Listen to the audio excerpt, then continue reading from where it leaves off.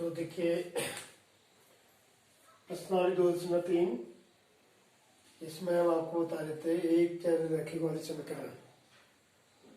तो एक चर वाले रैखिक समीकरण को हम कैसे हल करते हैं। एक चर वाले रैखिक समीकरण वे समीकरण होते हैं जिसमें एक चर राशि होती है और चर का ऐसा मान जो समीकरण को संतुष्ट करता है, समीकरण का हल कहलाता है। तो प्रश्नावली 2.3 में जो है इसमें इस चैप्टर में आपके तीन चार एक्सरसाइज है। इससे पहले आपने एक्सरसाइज 1 और 2 बना दिया होगा। मैं प्रश्नावली 2.4 आपको बता रहा था, लेकिन कुछ बच्चों ने 2.3 एक्सरसाइज समझाने की बात कही थी, तो मैं प्रश्नावली 2.3 को जो है आपको फिर दोबारा समझा रहा हूँ।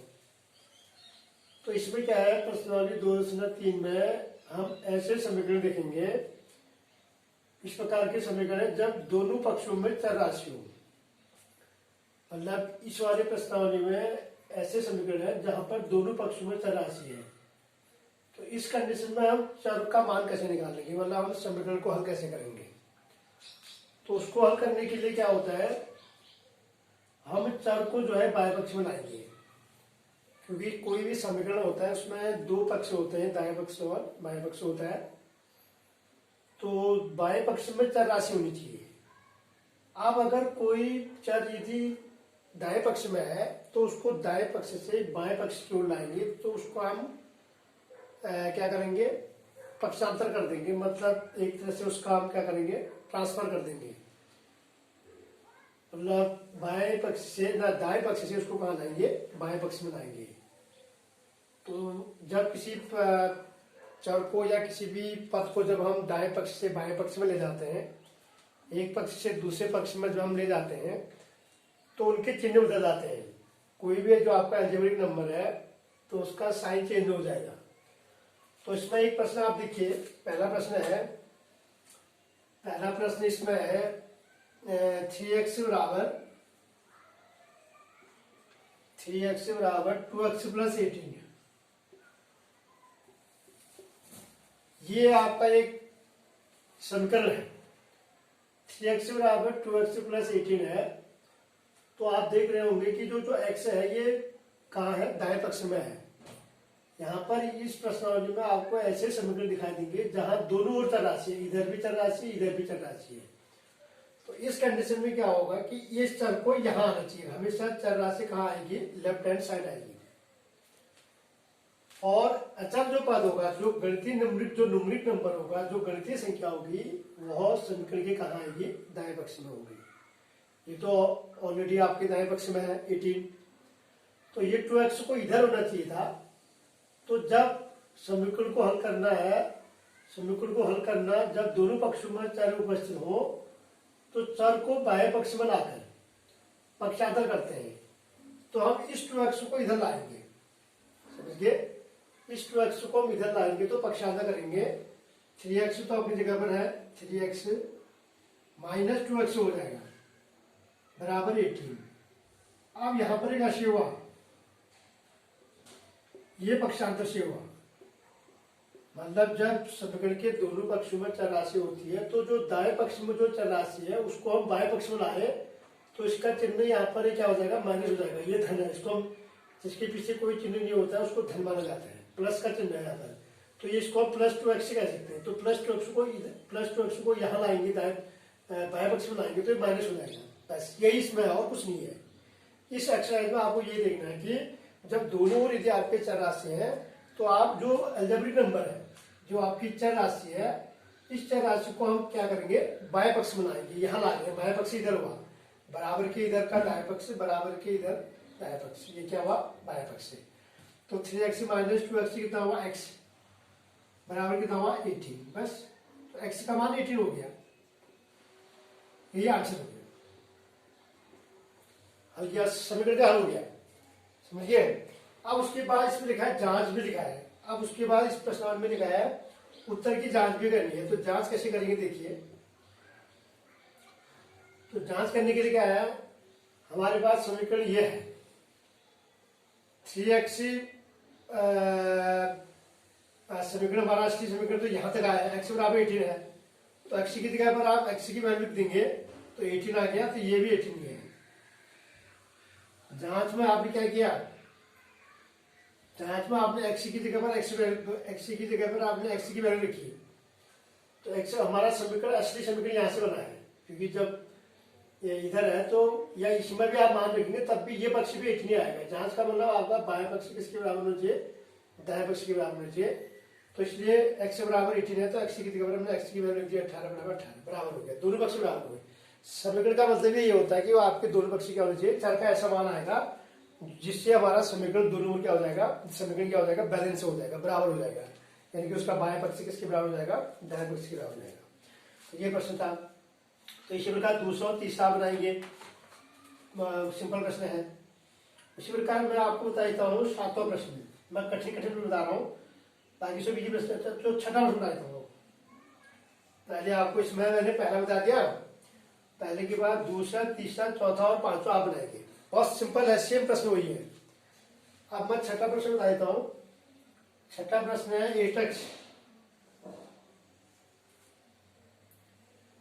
8x प्लस 4 बराबर 3 इंटू x माइनस 1 प्लस 7, ये समीकरण आपका है। छठा क्वेश्चन है 8x plus 4 equal to 3 into x minus 1 bracket के अंदर है प्लस 7 है। पहला काम हमारा क्या होगा, दो पक्ष आप देख सकते हैं, चर राशि इधर भी है, तो पहला हम काम क्या करेंगे, पहला हम 3 से इसको इस ब्रैकेट के अंदर जो x माइनस 1 है इसको हम खोल देंगे, तो 8x प्लस 4 को तो हम ऐसे लिखेंगे बराबर, इसके बाहर कोष्टक के बाहर ब्रैकेट के बाहर 3 है, तो इसका मतलब कोष्टक के जो प्रत्येक अंदर जो पद है इसको हम 3 से क्या करेंगे, मल्टीप्लाई करेंगे। तो 3 को हमने x से मल्टीप्लाई किया, तो 8x प्लस 4 बराबर हो गया 3 से हमने x माइनस 1 को मल्टीप्लाई कर दिया, 3x माइनस 3 प्लस 7। अब इस x को इधर लाएंगे, इस 4 को इधर ले जाएंगे, पश्चात करेंगे, तो ये हो जाएगा 8x माइनस 3x बराबर माइनस 3 प्लस 7 और माइनस 4।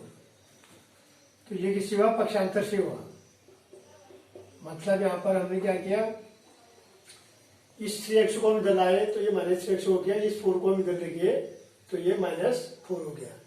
8x माइनस 3x कितना हो गया, 5x, तो 5x बराबर माइनस 3 माइनस 4 माइनस 7 प्लस 7, तो कितना 5x बराबर 0, तो x बराबर कितना हो गया 0, बस, तो x का मान 0 आ गया यहाँ पर।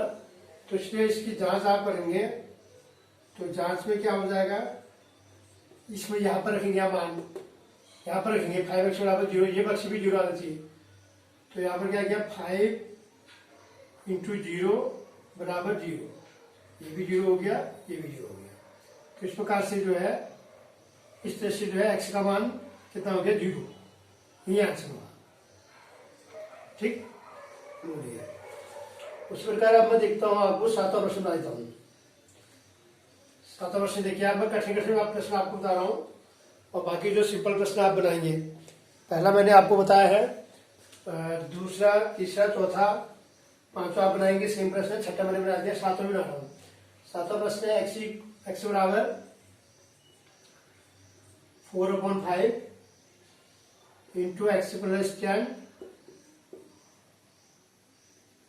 बस, एक्स बराबर 4/5 कोष्टक के अंदर x प्लस 10 है, सेम वही चीज है, 4/5 से हम x प्लस 7 को मल्टीप्लाई करेंगे, पहले हम ब्रैकेट को खोलेंगे, x बराबर 4/5 5/4x प्लस 4/5 को आप 4/5 को किससे गुणा करेंगे, 10 से गुणा करेंगे, तो 5 दूनी 10, तो ये x बराबर कितना आ जाएगा 4/5x धन 4 दूनी 8, 5 से 2 10 में भाग किया, 5 से 5 दूनी 10, 2 चुको 8, तो इस प्रकार से हमारा क्या आ गया है, x बराबर 4/5x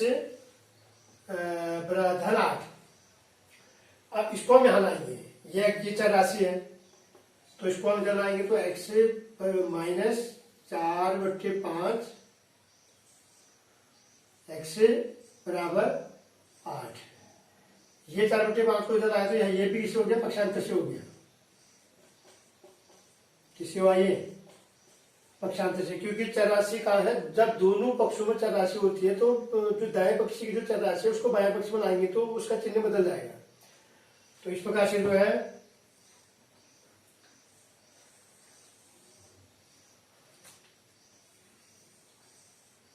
उसके बाद आगे को देखो आप, तो उसको हम लिखेंगे एक्स ऋण 4/5 एक्स बराबर 8 है। इसको अक्स बटे में 1 मान लेते हैं, भिन्न बन गई ना एक, तो इसका 905 हो गया। यहाँ पर आ जाएगा 5x, 5 एकम 5, 1 बार 4 से मल्टीप्लाई करेंगे 4x। तो ये 5 4 5x ऋण 4x कितना हुआ x। तो x/5 बराबर 8। 5x में भिन्न बनाया ना हमने, x माइनस 4/5 है तो बराबर इसका मान कितना आ गया, x बटे 5 हुआ। 1 से हमने डिवाइड 5 हो गया, 1 5 से 5, इसका हल ले लिया हमने, 900 ले लिया। एलसीएम ये 1 और 5 का एलसीएम 5 हो गया। इसका हर हमने क्या मान लिया, डिनोमिनेटर 5 मान लिया है। तो 1 5 से 5, 5x होगा, 5x हो गया, फिर 5 1 जा 5, 1 से 4 को मल्टीप्लाई किया 4x से। तो x/5 बराबर 8, तो x बराबर 8 इंटू 5 बराबर कितना हो जाएगा, x बराबर 40। बस ये आंसर हो गया। x का मान कितना आ गया, 40 आ गया। बस सीधे है, कोई ज्यादा वो नहीं है, सीधे समीकरण को आपको चर राशि तो दाएं पक्ष को आपको बाएं पक्ष में आना है। इस तरह से हमारा समीकरण क्या हो गया, हल हो गया। तो x की जगह पर आप जांच, अगर इसकी आप जांच करते हैं तो आप जांच में देखिए हमारा बाएं पक्ष भी क्या आना चाहिए, 8 आना चाहिए। तो x की जगह पर x की वैल्यू लिख दो, तो x बट्टे कितना है, 5 बराबर 8 है।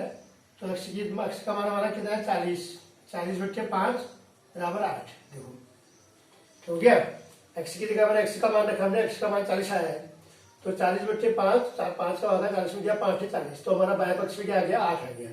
तो जो दाएं पक्ष है वो क्या है, 8 है। तो जब बाएं पक्ष दाएं पक्ष के बराबर आ जाता है तो इसका मतलब हमारा समीकरण सही है, हम अपने उत्तर की आंसर की जांच कर सकते हैं।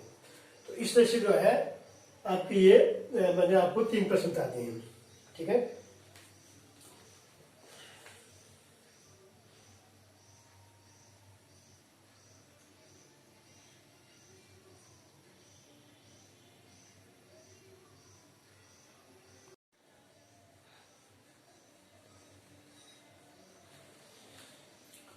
अब इसी प्रकार देखिए आप 8वां प्रश्न में देखो, 8वां प्रश्न में इसमें क्या लिखा है, 2x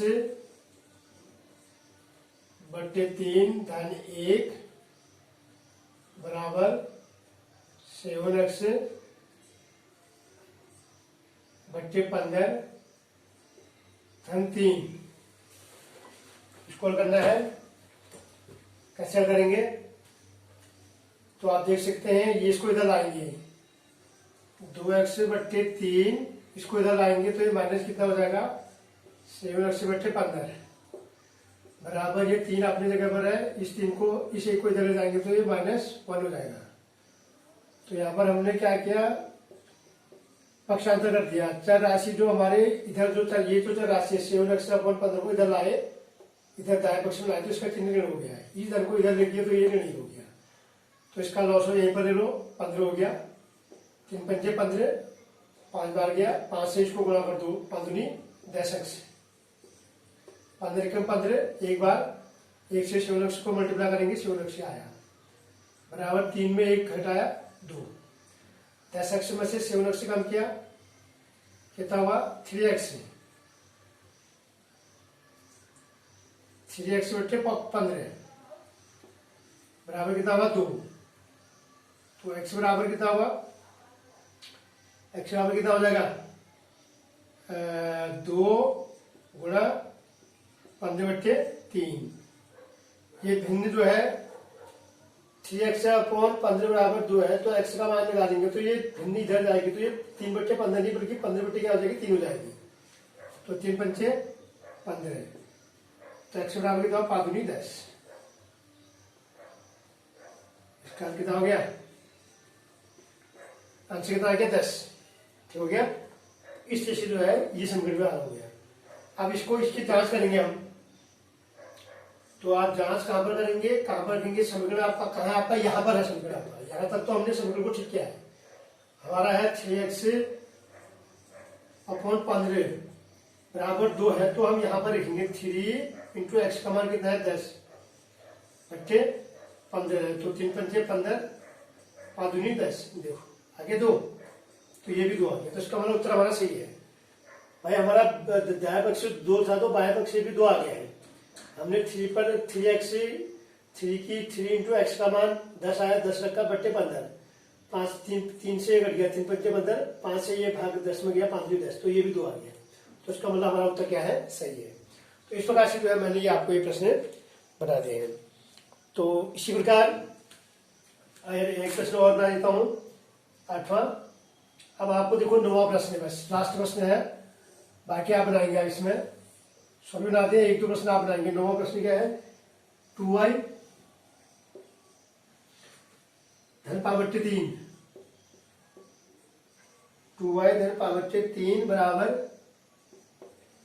26/3 माइनस y। ठीक हो गया। हम इसको क्या करेंगे, ये 26 ये y है, इस y को यहां लाएंगे, तो 2y इसको इधर लाएंगे, धन y हो जाएगा, बराबर यह है 26/3, इधर ये है, इसको भी इधर ले जाएंगे, तो ये हो गया पावर 3। कैसे हुआ, पक्षांतर से। बस ज्यादा आपको इसमें कुछ नहीं करना है, आपको चर राशि जो बाह्य पक्ष में उसको दाएं पक्ष में लाना है, और जो कोई अचर पद अगर बाह्य पक्ष में है तो उसको दाएं पक्ष में ले जाना है। जो गणितीय संख्या है उसको आपको यहाँ ले जाना है, जो अलजेब्रिक नंबर है उसको आपको बाह्य पक्ष में लाना है। तो एक पक्ष में दूसरे पक्ष में जब हम चर या अचर पदों को ले जाएंगे तो उसके चिन्ह क्या हो जाएंगे, बदल जाएंगे। जो धन है वो ऋण, जो ऋण है वो धन। 2y धन y बराबर कितना हुआ, 3y। और ये कितना आ गया, इसको सीधे सीधे हल कर दो। 26/3 में 5/3 जोड़ेंगे, घटा देंगे, तो कितना हुआ 26 माइनस 5/3, तो 3y बराबर कितना हुआ, 26 में 5 का घटाएंगे कितना हुआ, 21/3, तो y बराबर कितना हुआ, 21/3 गुणा 3। ठीक है, ये 3 चढ़ा देंगे, तो 3 7 21, तो y का मान कितना आ गया, 7/3। वैसे ही आंसर हो गया। y की वैल्यू कितना आई, 7/3 आ गई। ठीक है, तो इस तरह से जो है इसकी जांच अगर आप यहां करेंगे तो यहां पर भी इतनी आ देखो। अगर आप इसकी जांच करेंगे तो जांच हम कहां पर करेंगे, हमारा समीकरण यहां पर है, 3y बराबर 21/3 है, तो 3y की जगह पर 3 इंटू वाई, वाई का मान कितना है, 7/3। देखो सत्यांक 21/3 आ गया। इसका मतलब हमारा बाह्य पक्ष दाह्य पक्ष भी बराबर आ गया, तो इसका मतलब हमारा समीकरण क्या है, सही है। दोनों पक्ष बराबर आ गए, बाह्य पक्ष दाह्य पक्ष बराबर आ गया। तो इस तरह से जो है ये प्रश्नावली 2.3 खुशी ने कहा था कि ये प्रश्नावली सर 2.3 को जो एक्सप्लेन कर दो, तो मैंने 2.3 के जो है सारे प्रश्न आपको बता दिए हैं। बस आपको जो कठिन प्रश्न है जो आपके टिपिकल टाइप के हैं, जैसे 6वां 7वां क्या नाम कहते हैं 8वां और 9वां, ये मैंने आपको बता दिया। 10वां बनाएंगे, तो इस तरह से जो है ये आपके सारे प्रश्न कंप्लीट हो गए। ठीक है, थैंक यू।